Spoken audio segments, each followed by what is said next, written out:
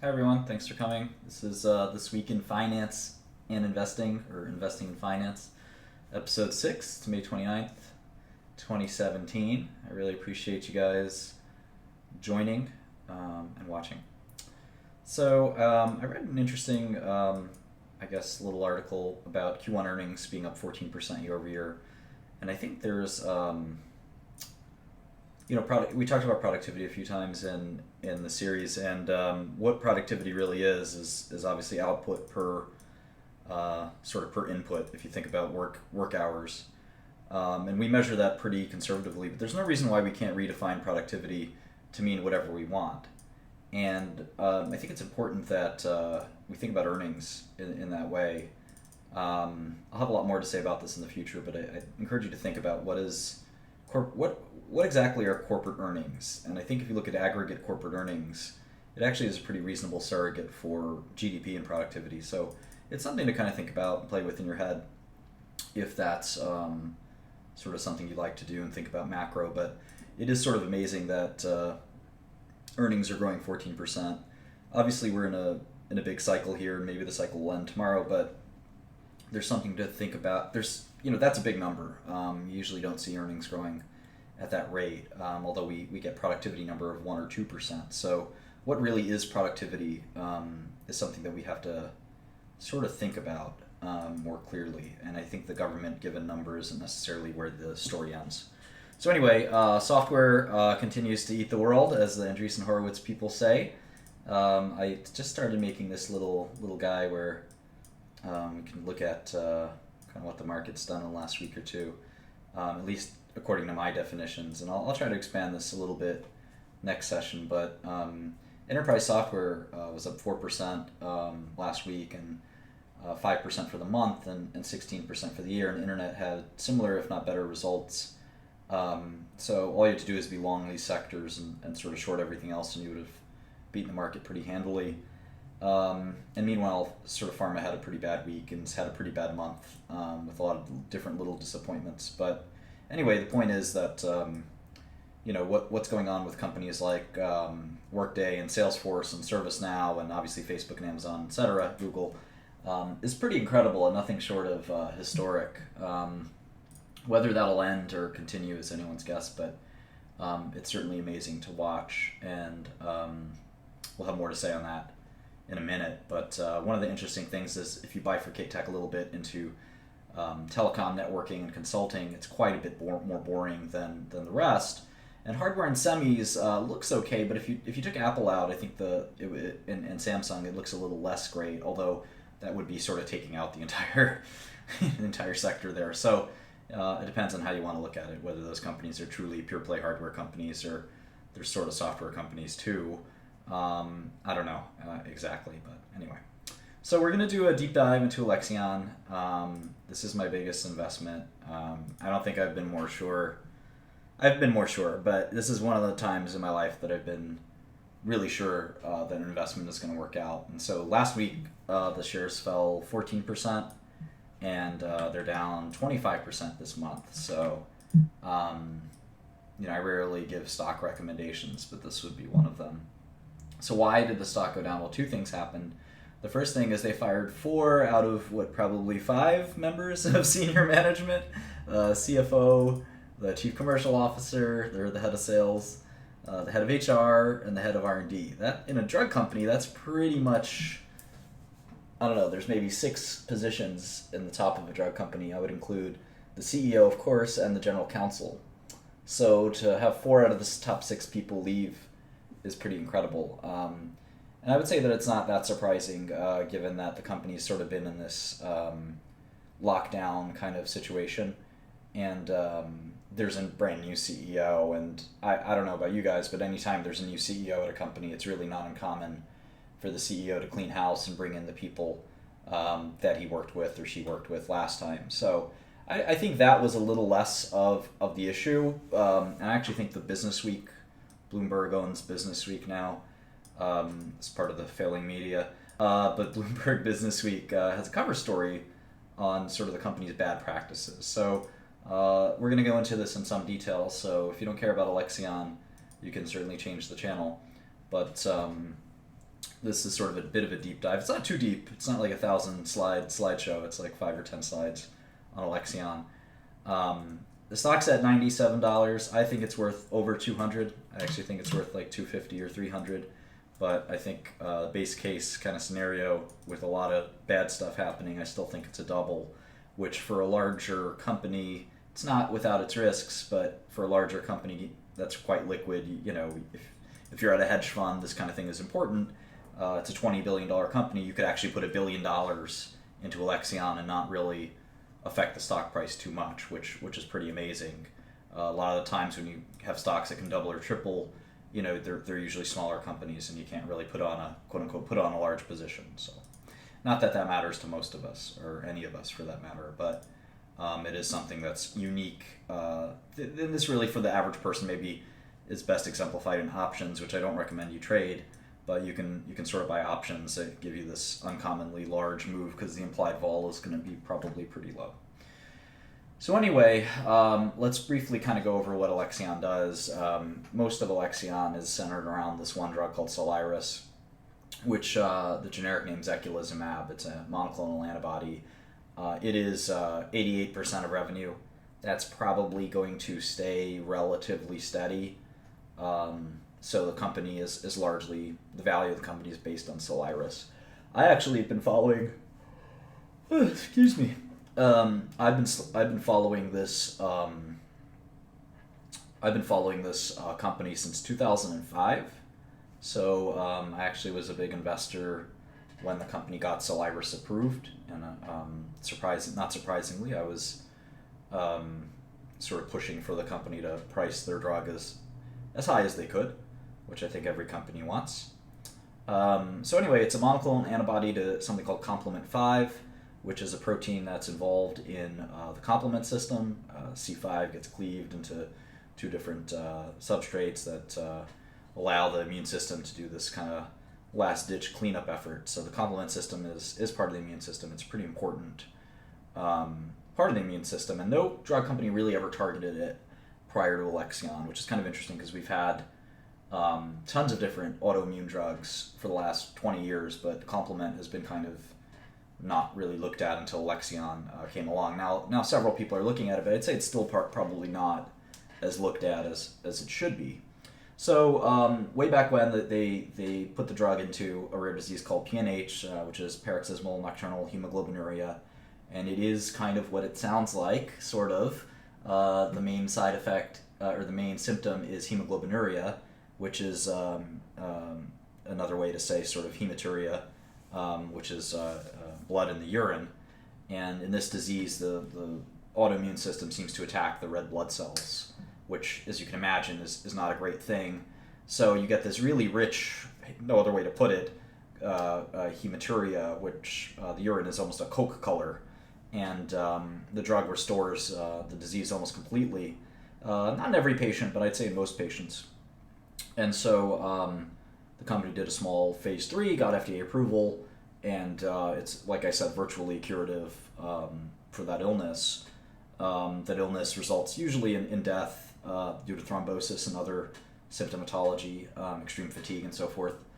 The drug is also very useful in a disease called aHUS, which is atypical hemolytic uremic syndrome, which is a somewhat similar disease, except it centers around the kidney.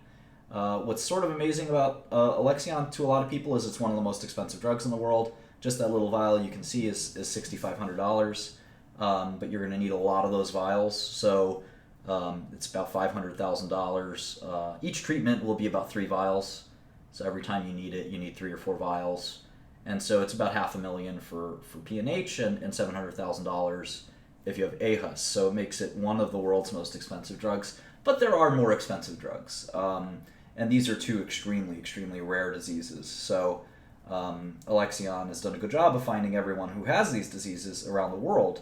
But they're very, very rare diseases that are not commonly seen. So I did a little SWOT. I don't love to say SWOT. But sometimes it can be useful just to get the basics of something down. So in terms of strengths, Alexion has label expansion opportunities. So Soliris is sort of this pan-autoimmune drug, and it can work in some autoimmune diseases that are really intransigent to therapy. So NMO neuromyelitis optica and myasthenia gravis, or 2-MG, are the two sort of main ones that I'm focused on that I think could actually double Soliris revenue, which nobody, really nobody is thinking of. People are focused on the negative here. And I think if there's anyone out there that thought Soliris revenue could double from here, they'd call that person crazy, but call me crazy. Weakness, Alexion's been accused of pursuing sales too aggressively, which, at least in my book, isn't such a bad thing, but in pharma in general, there's some sensitivity about that, and we'll talk about that in a minute. The opportunities are, again, I mentioned the label expansion. Strength and opportunities have always sort of been...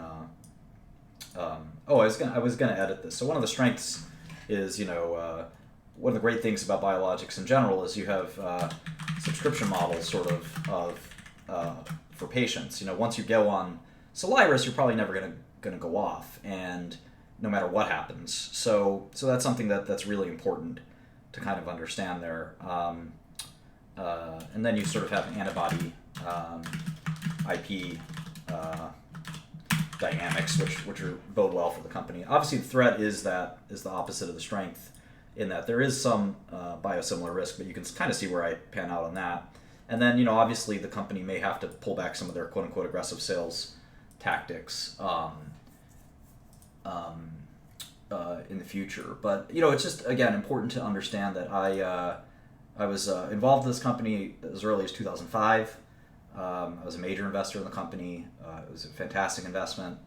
I also was the founder and CEO of two different orphan drug companies, and Alexion's an orphan drug company. So I've hired a lot of people from Alexion. I know a lot of people at Alexion. I don't think there are that many people in the investment community that know more about Alexion than I do. I'm not trying to boast here, but what I'm trying to do is sort of explain my knowledge base, at least in this company, is I think second to none. So when I kind of pound the table on it, I'd say that it's a little more relevant than the Bloomberg reporter. So anyway, here's the fake news story. It's the cover of Business Week. Pushy pharma in overdrive, and you can see that this isn't a balanced story. This is this is a company that makes life-saving drugs that save people's lives, and pushy pharma in overdrive with this, guy grabbing and squeezing on the IV line.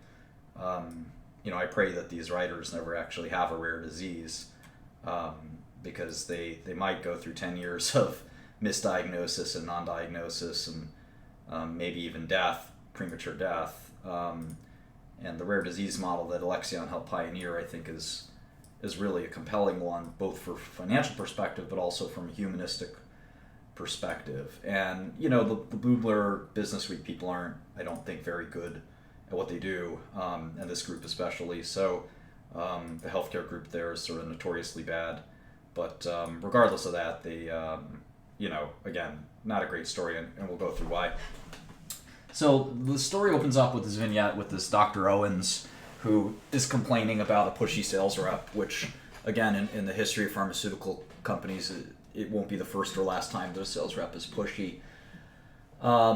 Especially when the doctors want to discontinue Soliris. Now, there's nothing illegal with saying, hey, doctor, you really want to reconsider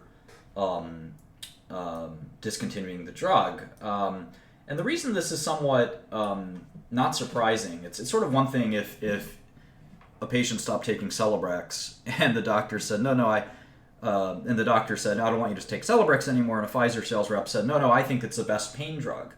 Well, obviously the Pfizer sales rep is probably detailing a number of other drugs, and while they may know a little bit about Celebrex, it's really unlikely that sales rep is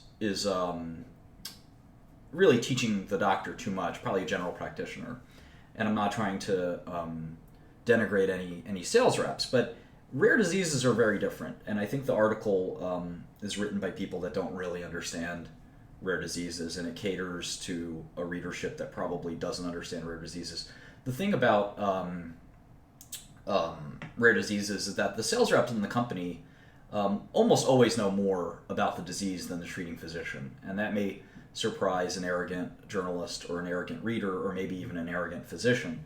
But in my time in rare diseases, it's almost always the case that a rare disease company knows vastly more than a physician. And the reason for that is obvious. There are 7,000 rare diseases, so even if, let's say, you pick a specialty like hematology, I mean, there's aplastic anemia, there's cold agglutinin disease, I could rattle off 20 or 30 different rare hematology diseases, and the problem is that the doctor has zero time to keep abreast of the interest in hematology diseases. So what kind of happens is that the company becomes an expert in the illness, and invariably they know more about the illness than the doctor. Obviously, they have somewhat of a vested interest, but at the same time, I wouldn't exactly, push aside the super smart sales rep and company and their sort of wisdom and view it as pushy or overbearing, because they probably know a lot more about the illness than I do. If I'm the patient, I'd probably appreciate the perspective of the company. So there was this weird kind of thing where the patient the patient's details were known by the representative and not disclosed by the physician. This is pretty unusual, but if the information was gained legally, it's certainly fine. And the article doesn't imply that it was gained illegally, but it seems to insinuate that it's improper. And I think that's sort of one of the problems I have with the article, is that you have this big lead paragraph that tries to make the company look bad, and it doesn't sort of explain that the action was not technically illegal. And again, if I'm the patient, I kind of want the company to have my details, because there's no greater company in the world that understands these illnesses better than the company that pioneered the virtual cure for the disease. And again, the article tries to conflate kind of what's an atypical situation with kind of like an illegal or wrong situation. And I think the author should just sort of come out and say their opinion. The doctor obviously doesn't love it, but again, you'd have to explain to me what is either illegal or not. Medical information can be disseminated through a HIPAA release form, which again, this isn't unusual. The second, one of the other bigger orphan drug companies, probably the third biggest or fourth biggest, is called BioMarin, and the signing of HIPAA release forms is rather common. Again, the authors don't appear to understand or know much about the orphan drug industry, so it's somewhat unusual to get that kind of information, but not so uncommon that it should be called out.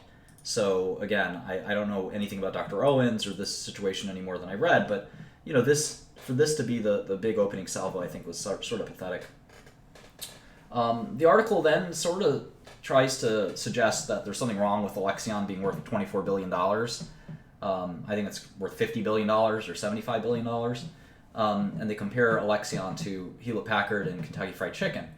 Well, neither of those companies save lives, and despite how much I love Kentucky Fried Chicken, and when I eat the good 10-piece meal, sometimes I feel like it is saving my life. But in reality, I think Alexion is worth far more than those companies, and should be. And the companies, the article, the writers do a very poor job of somewhat, trying to cast a bad light on sort of the company. It's sort of a hit piece. It's disingenuous. There's plenty of drug companies that are worth lots of money, and to sort of pick on the company for, oh wow, it's as big as Hewlett Packard or Kentucky Fried Chicken, and therefore that's not fair. Well, I don't take the journalists' market cap assessments too seriously. Nowhere do they talk about the earnings ratio of the company or anything like that. They also sort of have this other sort of salacious style writing where they say, oh, well, a teaspoon of the drug is so expensive. And again, it's so irrelevant and inflammatory. It's dishonest, really. I mean, at the end of the day, orphan drugs are really expensive. There aren't many people who have these diseases. They kind of have to be expensive. The company didn't know how many people were going to have the disease when they priced the drug. They were surprised at how many patients had the disease. They got obviously a label upgrade with AHUS. So again, it's a little bit, really, it's not just a little bit. It's really sort of evil to me to talk about how a teaspoon of the drug is so expensive when it's a life-saving drug. A teaspoon of Bloomberg's writing is worthless for a reason, and a teaspoon of the drug is expensive for a reason. And I don't know that it really makes a difference how expensive the drug is, but we'll get to that in a second. The company, this is my sort of favorite part, is that the writers suggest that the company's sales culture is too pressure packed, which is so laughable to me. I know that the journalists have never had a real job in their lives, but the idea of sales is pressure itself. I hired a lot of people from Alexion, and I'll tell you that there's nothing more. There's no more pressure-packed environment at Alexion than there is at Shire, Genzyme, BioMarin, Retrofin, Horizon, or any other orphan drug company. The writers boast that they talk to 20 current or former employees. That's not a whole heck of a lot. That's not a good sample, especially if there's a bunch of former employees there. And nowhere do the writers talk to any other executives in the orphan disease space where they would explain, I think, quite easily that this really isn't uncommon, any of the stuff in this article or any of this sort of behavior. And again, for the first time, if this is the journalist's first time understanding that sales is pressure-packed, then, I feel bad for them. But yeah, in the real world, salespeople have to deliver results, and that comes with a lot of pressure. Welcome to corporate America, I guess. I know the Bloomberg sales reps are having a hard time fulfilling their quota, so if they want some pressure, all they have to do is go to the Bloomberg office and ask their sales reps how they're doing. So in general, though, we sort of live in a crybaby environment for pharmaceuticals right now. High drug prices piss journalists off. I don't think doctors and the average Joe care nearly as much, but the media has a bit of a loudspeaker. Alexion keeps raising the price of Soliris, for instance. And now, a company that wants sales growth is supposed to piss us off too, which to me is really kind of ridiculous. Every company needs and wants sales growth, and there's nothing wrong with Alexion trying to grow their company. This drug costs more than a home and must be delivered by armed guards.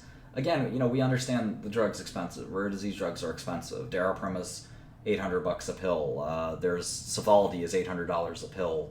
That's one little pill.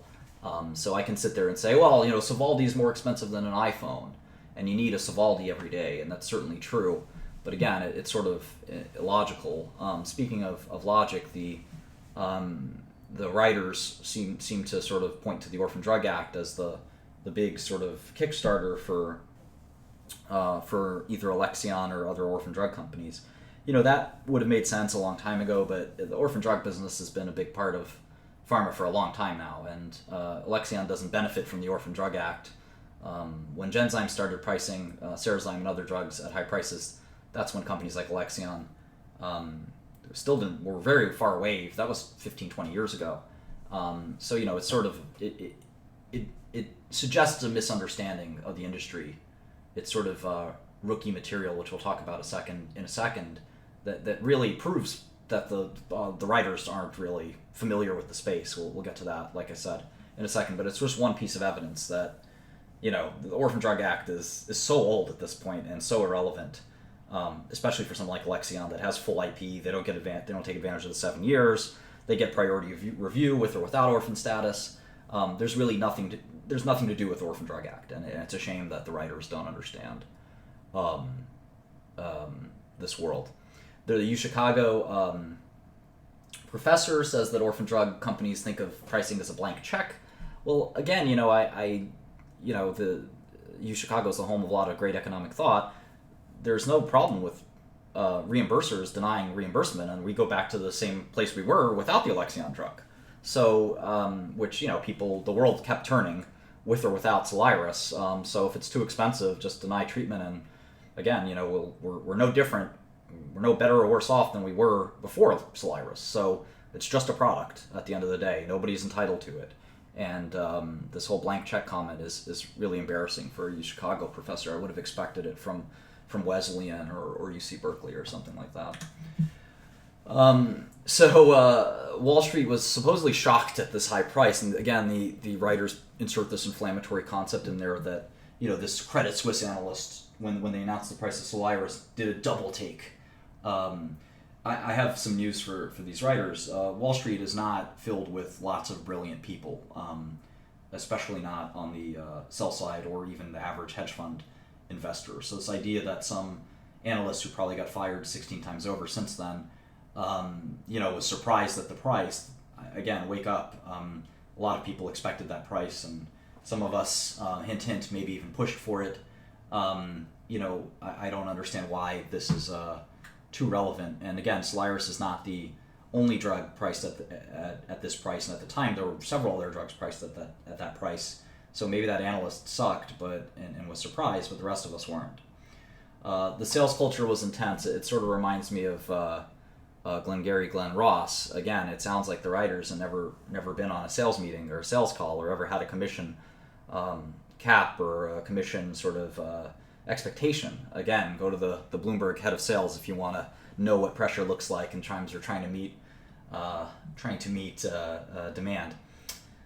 In some cases, the patients were identified by their initials. Again, totally not uncommon in orphan drugs. If you spent even 5 minutes talking to people about orphan drugs, that you'd know that's the case. The one thing I would say is that the nurse, there's sort of this pressure on the nurses. I actually do think Alexion had it set up wrong. It sounds like they're changing it. The nurses should report to the medical team, not the sales team. But there are pros and cons to this, and I'm not sure they told the full story there. I think they have nurses reporting to both, and the article is a little bit blind to the nuance here. So anyway, let's sort of keep going here. This is sort of a funny little cartoon you can read. The doctor is talking to the patient. You're healthy, but I have to give you a prescription for Toxicil. The doctor says the drug company's rep is totally hot, and he/she said he/she would take me to lunch if I sell enough of this stuff. And the patient says, will there be any side effects? And the doctor says, well, it depends on what I eat. Obviously, the relationship between sales reps and doctors is a little unique, and we'll sort of talk about that maybe some other day. But it's sort of part of the game, and there's no difference between Alexion or any other drug company.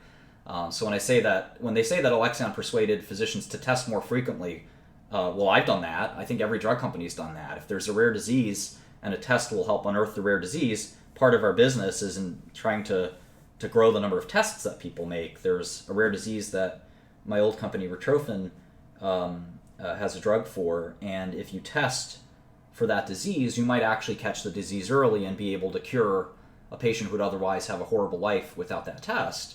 I'm not sure that's a bad thing. Again, I think the writers have sort of an axe to grind, but I thank them for letting me buy Alexion at this discounted price.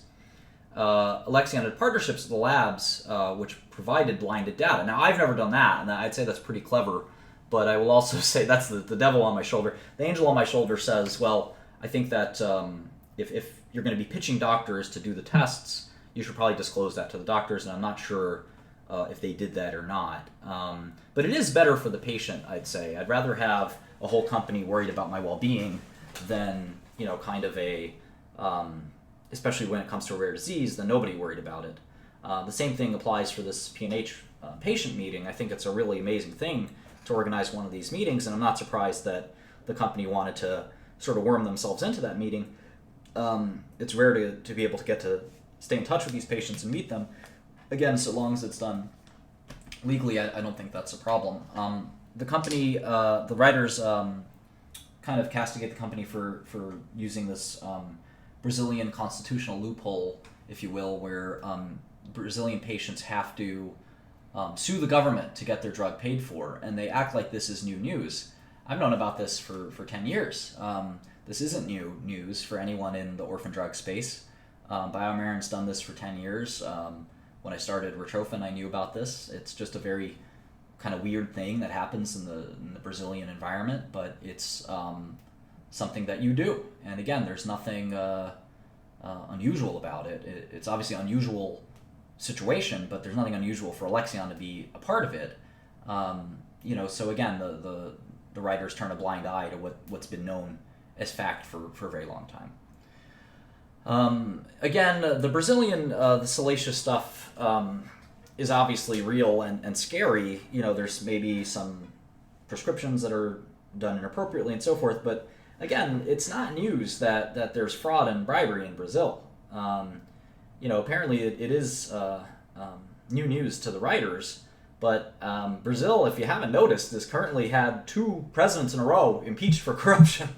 This is a country where corruption, bribery, and fraud is the norm.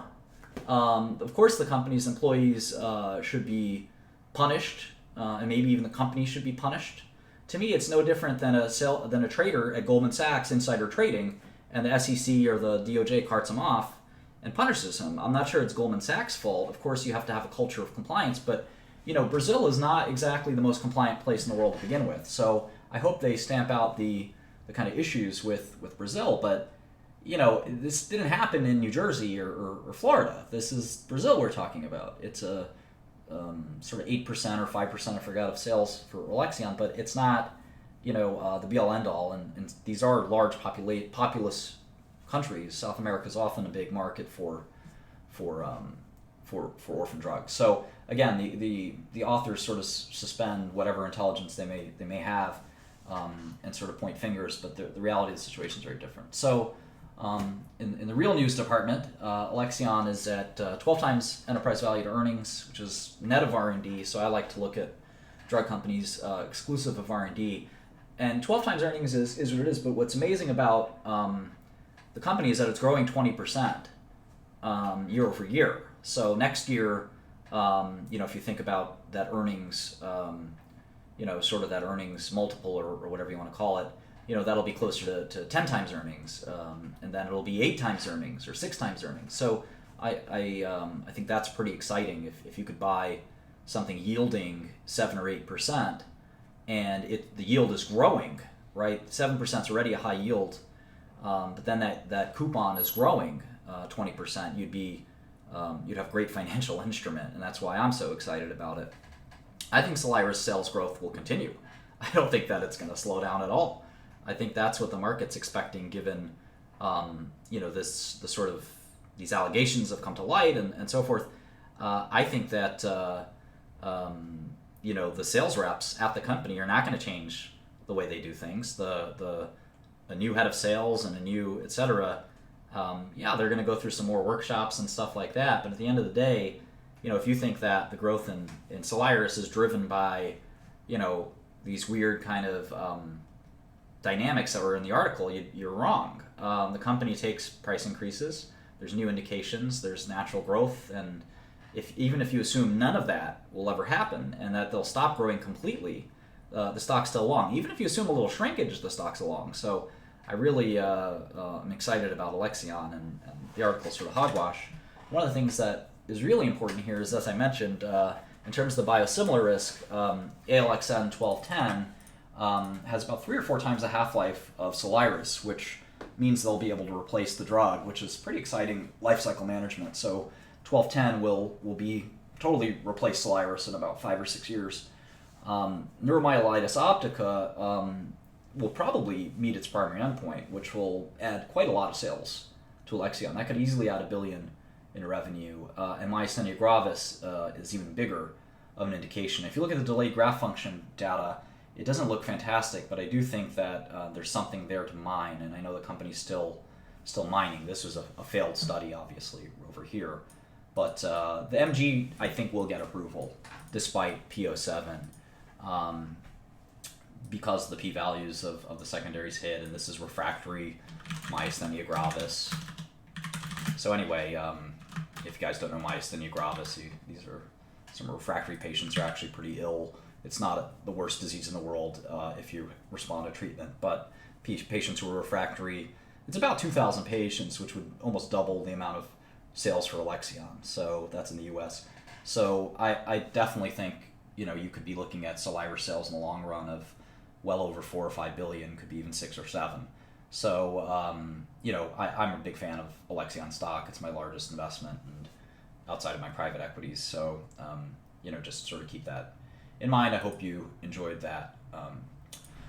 Moving on from Alexion, Elliott Management is Paul Singer's fund, and he gave out these 5 tips in his private letter that was obtained by a number of people. He said a couple of things, and I think for any general investor, some of the stuff is pretty good. Some of it's self-evident. I think most of it is. But they have sort of these 5 principles. So no security price is too high or too low. They cannot go higher or lower. And so the point of that is just that, I agree 100%, is that the markets can be very irrational, and you really do have to time and size your positions as best as you can. And that reaching a full position too quickly is often a bad idea, and that's sort of Alexion's a good example there. I had enough room that I could add more to my investment, but if Alexion drops to $50 a share or something like that, I'll look back and be disappointed, of course. Turns in markets are impossible to time. Well, I mostly agree with that. I don't think that's 110% sure, but I'm not 110% sure of that, but I think that's generally right, which is like I like to sort of avoid beta.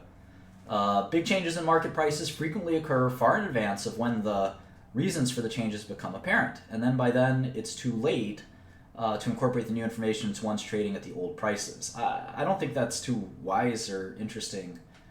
It's pretty self-evident to me.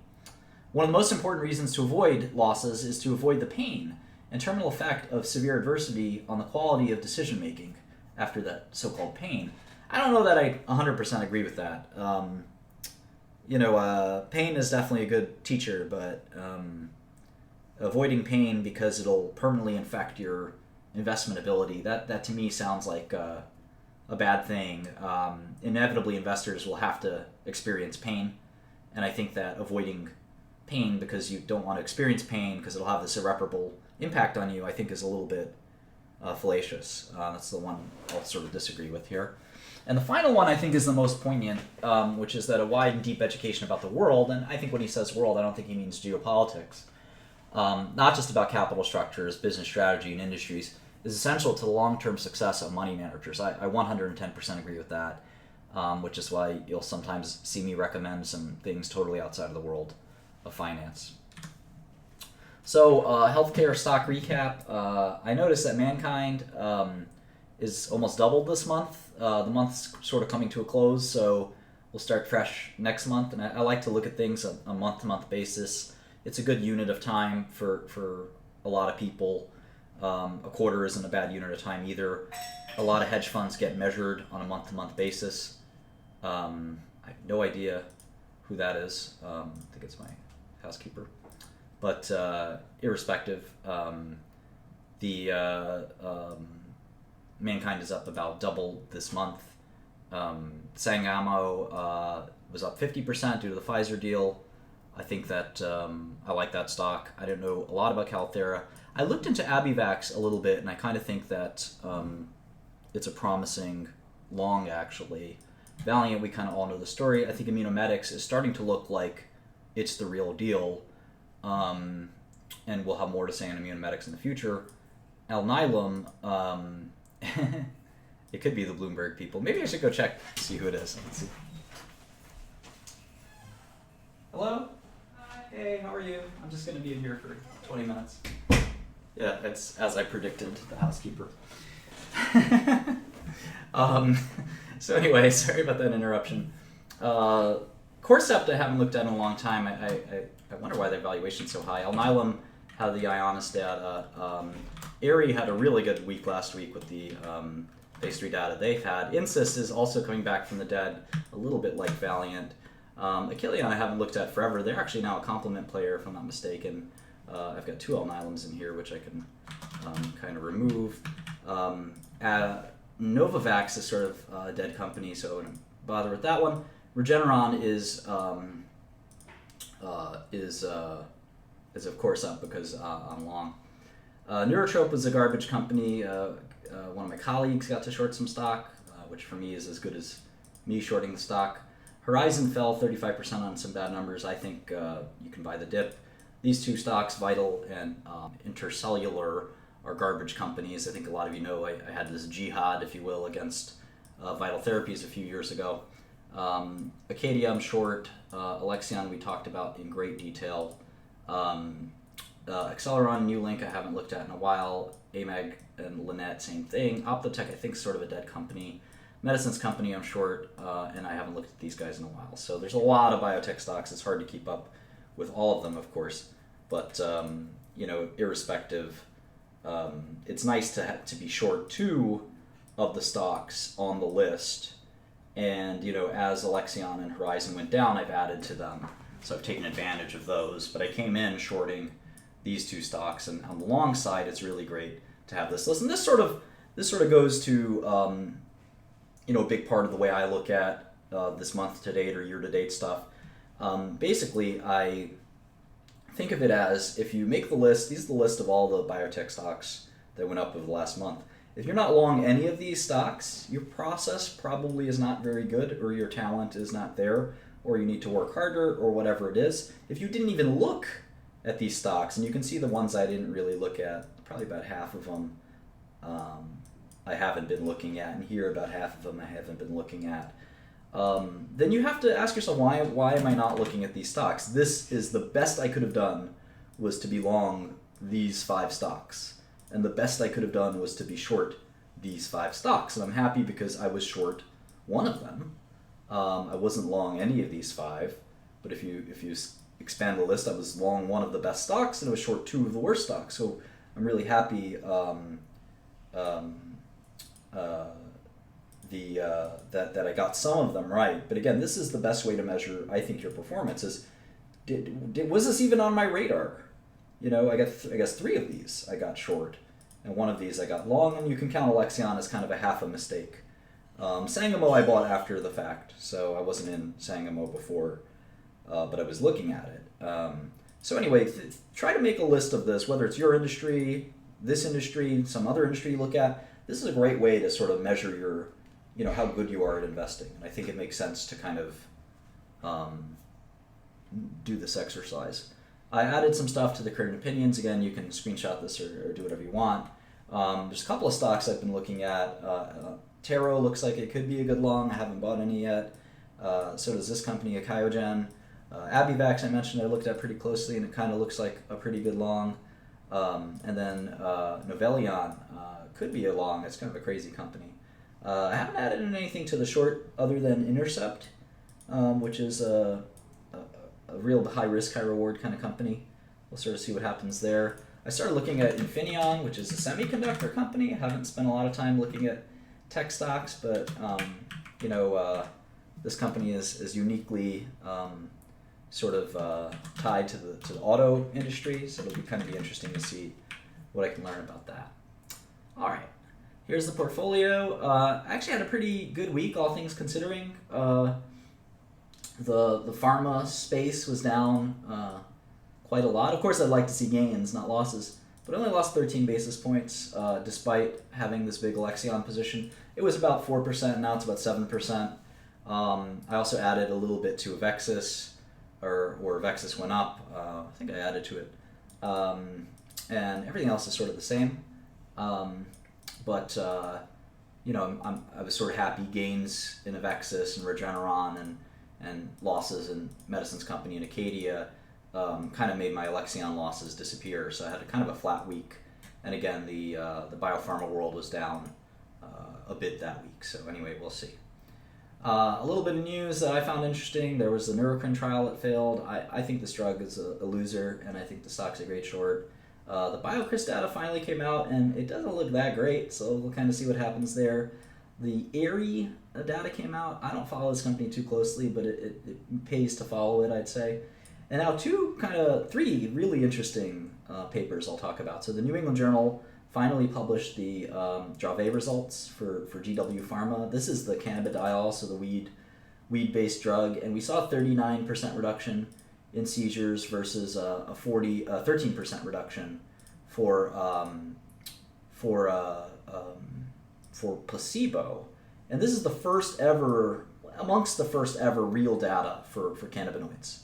So pretty amazing. Modest efficacy, to be sure. This isn't world-breaking, record-breaking efficacy, and if you do the math on the complete responders, they didn't do that well in that department either. So it's sort of interesting, and you'll maybe find out why this is super interesting. Some other weekly podcast, because there is I have a special axe to grind in this space, but this was okay results, I'd say, but it's sort of hailed as world amazing, fantastic results, but they're pretty modest if you ask me. GW has a pretty big market cap, so we'll kind of see what happens here. This one is a little bit more for fun, but I think for all you home gamers out there, the JAMA Neurology journal published vitamin E or selenium or vitamin E plus selenium in preventing Alzheimer's in elderly patients. And why this is interesting is this was a huge study of 7,500 patients, and there was no benefit in these antioxidants. So anytime someone tells you, oh, you're taking an antioxidant, this is a great thing. Well, these are gigantic antioxidants, vitamin E and selenium, or taking both. Taking both had no impact at all relative to placebo. So a lot of people always talk about nutrition, and there's a reason that these drugs don't, not these drugs, but that I think that nutrition is sort of in many ways, a scam, because again, studies like this that showed zero impact in preventing Alzheimer's with these products. The nutrition business is full of kind of shams like this, so I'd be very cautious. And you hear about you hear a lot about the 20 patient study or the animal study that shows that an antioxidant is going to be great for Alzheimer's. When they do a 10,000 patient human study that fails, you never hear anything about that. NPR and USA Today don't put that in their articles, because this is sort of real news that, this is actual long-term human outcomes data, and it doesn't do anything. So it's a pretty kind of cool thing when you see something like this and nobody talks about it. You have to sort of find it buried in a medical journal instead of in the lay press. Nature published an intelligence GWAS study, really interesting, talking about what genes are responsible for intellect, and I'd encourage you to read that if you find that kind of thing interesting. It really may open your eyes on some things. In tech, I've been following tech increasingly just as I started a software company. One thing I noticed was the Nutanix quarter was exceptionally good, talking about 60-70% revenue growth rate. MuleSoft is a new IPO that I've been watching, pretty cool there. Stamps.com, if you guys remember the old investment series, I thought this was along, and it's starting to get to the price target I was thinking of, really starting to kick some butt with Stamps.com. SoftBank's crazy vision fund, that $100 billion fund that they have, is really kind of a weird thing. And finally, there's some details on how SoftBank intends to make money on this fund, that they're going to get a 20% carry after an 8% hurdle rate, which I think is really interesting. It's weird that SoftBank is kind of becoming a hedge fund. Really strange. Zuckerberg's Harvard commencement address is a must-see. I would definitely listen to it. He seems to have things other than Facebook on his mind, which I think does not bode well for Facebook. When CEOs and founders start thinking about things other than their business, that's usually a bad sign. Bill Gates comes to mind. Amongst others, Warren Buffett has kept his mind squarely focused on Berkshire Hathaway since the start, and I think that's why Berkshire Hathaway makes 52-week highs every day. That kind of worried me. There's an article in a website called RedMonk, which is kind of neat, about Amazon hiring all these old tech legends and programming legends, including people who invented Java and stuff like that. And I thought it was really interesting that.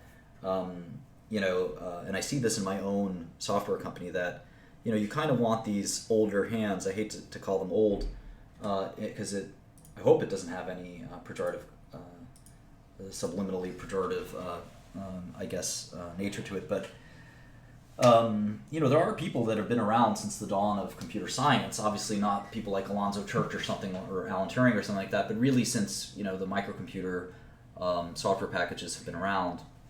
And some of those people are really wealths of knowledge that could be very valuable for organizations like an Amazon.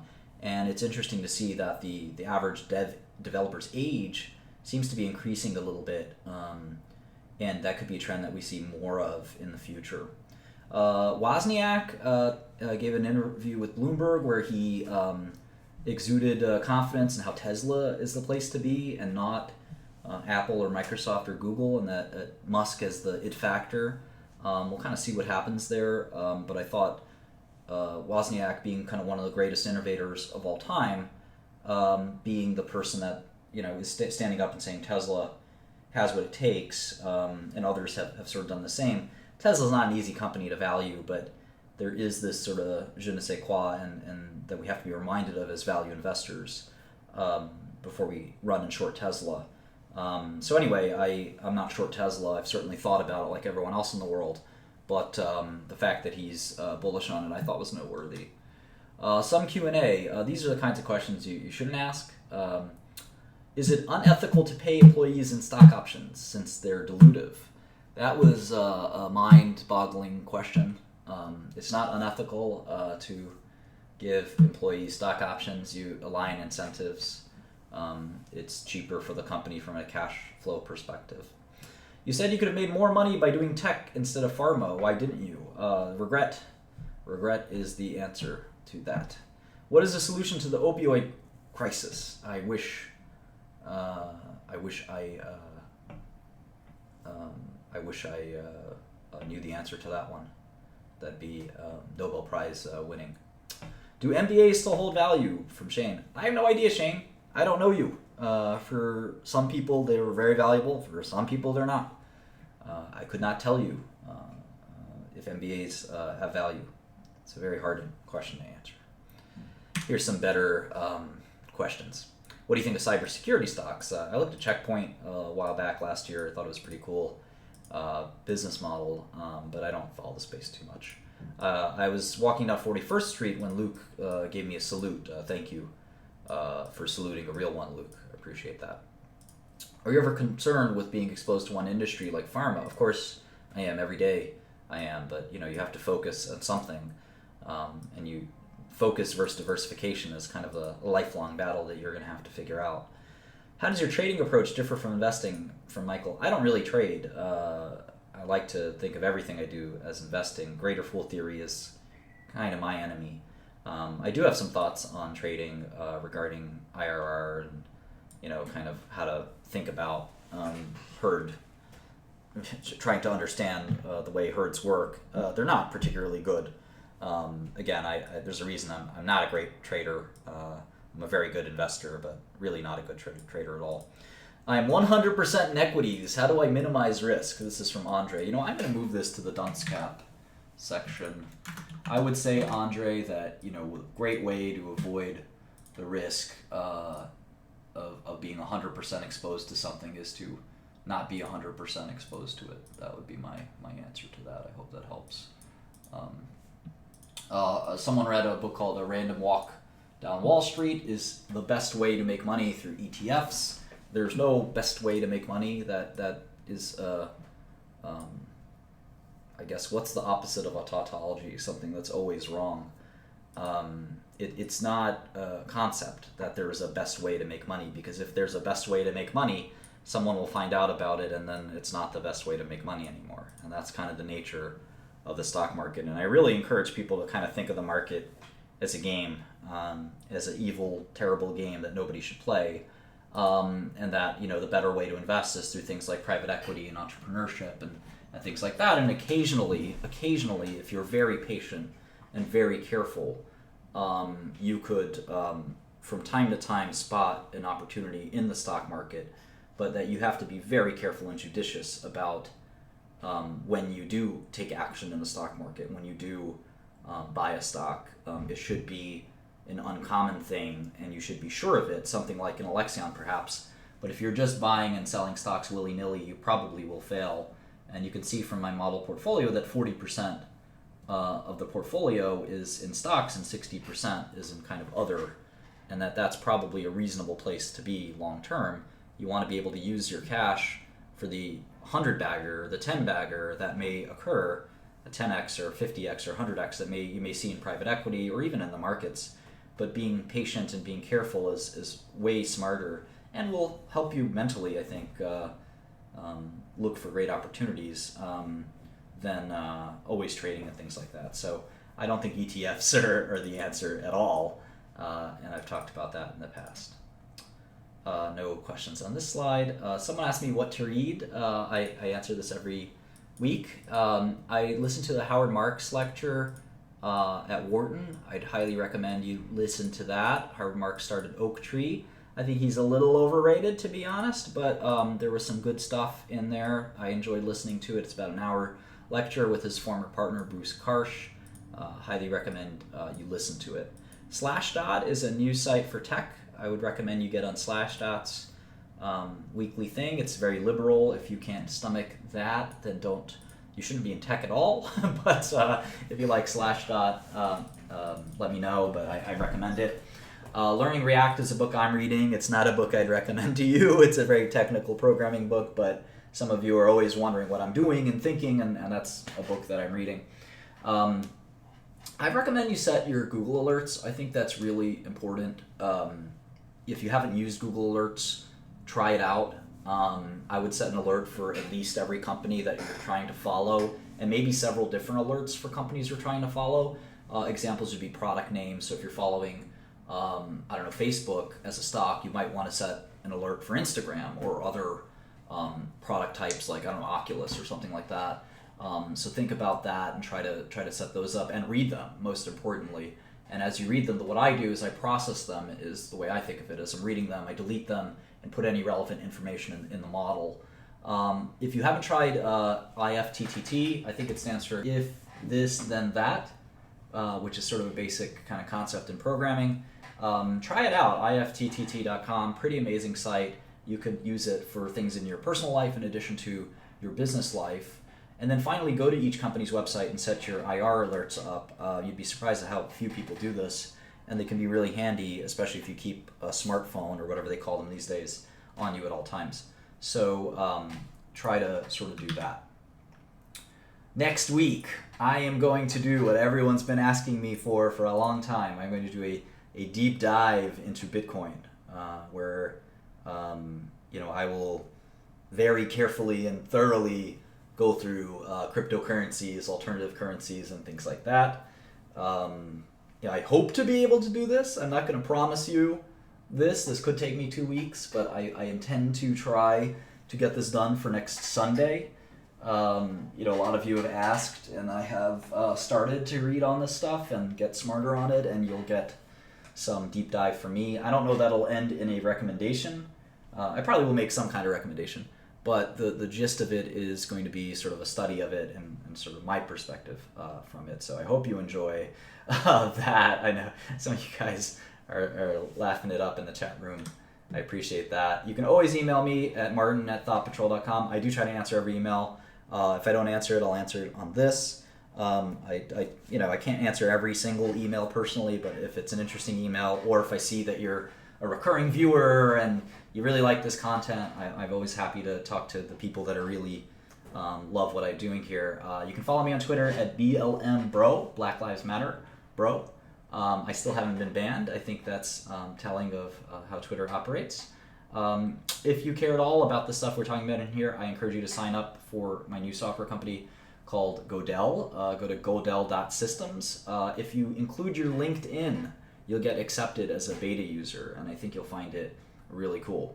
So godel.systems, just click the beta sign-up sheet and make sure you're a real person and not a troll, and that you use your LinkedIn and you put in all the information. It's not for the faint of heart. So anyway, I really appreciate you guys spending time with me here on this Memorial Day Monday.